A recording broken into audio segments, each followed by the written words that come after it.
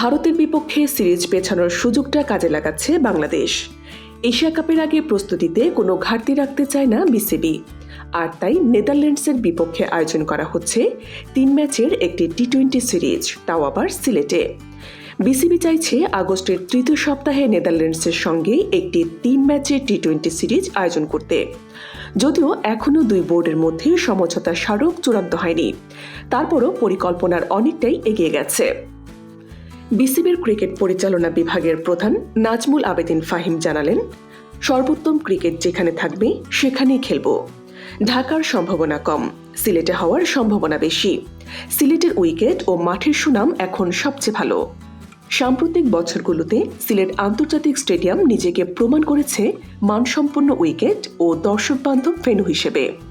বাংলাদেশ দলের conditioning camp শুরু হচ্ছে 6 আগস্ট। 10 আগস্ট হবে ফিটনেস টেস্ট এবং সেদিনই দলের সঙ্গে যোগ দেবেন নতুন প্রধান কোচ ফিল সিমন্স। আপনার কি মনে হয় এশিয়া কাপের আগে এই সিরিজটা বাংলাদেশ দলের জন্য কতটা গুরুত্বপূর্ণ হবে? কমেন্টে জানান আপনার মতামত। সব খবর পেতে সাবস্ক্রাইব করুন BGN TV 24। সংবাদ যেখানে, বিশ্বস্ততা সেখানে।